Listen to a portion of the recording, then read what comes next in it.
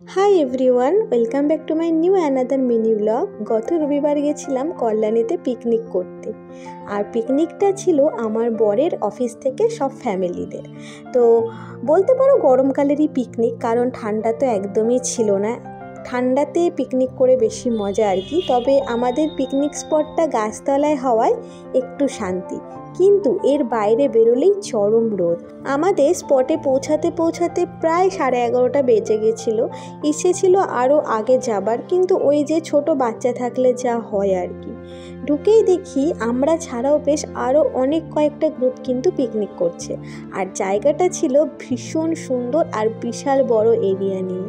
আস্তে আস্তে তো আমাদের অনেকটাই লেট হয়ে গেছিলো আর খিদেও পেয়ে গেছিলো, তাই আর লেট না করে ফার্স্টেই ব্রেকফাস্ট করে নিলাম। আর ব্রেকফাস্টে ছিল পুর ভরা লুচি, আলুর তরকারি আর মিষ্টি। সাথে করে মেয়ের জন্য খাবার বানিয়ে এনেছিলাম, সেটাই মেয়েকে খাওয়ালাম। আর এই যে এদিকে রান্নার ঠাকুর রান্না করছে। কিছুক্ষণ পরেই দেখলাম গরম গরম কফি রেডি, সাথে গরম গরম চিকেন পকোড়া। তারপর আর কি, পকোড়া খেতে খেতে বাচ্চাদের গেম এনজয় করছিলাম। আমার মেয়ে তো এখনও অনেক ছোট, তাই ওর আর পার্টিসিপেট করা হলো না।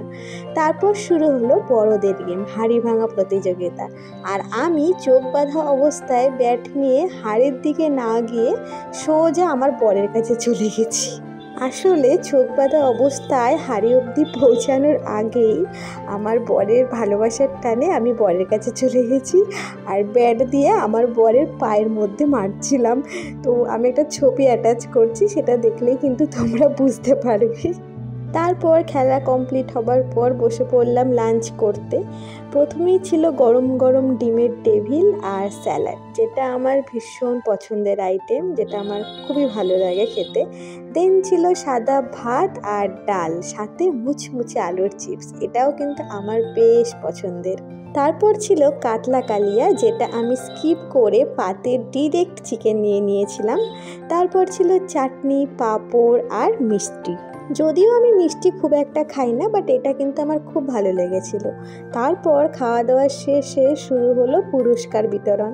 দুঃখের বিষয় এটাই যে আমি কোনো গিফট পাইনি, আর আমার বড় না। আমি যখন লাঞ্চ করছিলাম তখন মিউজিক্যাল চেয়ার খেলা হচ্ছিল, কিন্তু আমি যেহেতু খাচ্ছিলাম ওই কারণে সেইটা আমি পার্টিসিপেট করতে পারিনি।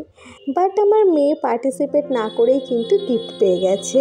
তো সবার সাথে গল্প, হাসি, খেলা, মজা করে এবার সবার বাড়ি ফেরার পালা। আপাতত ভিডিওটা এখানেই শেষ করলাম। আর ভিডিওটা শেষ করার আগে কিছু ছবি তোমাদের সাথে শেয়ার করলাম। ভিডিওটা কেমন লাগলো জানিও সবাই। দেখা হবে আবার নেক্সট ভিডিওতে। সবাই খুব ভালো থেকো, টাটা।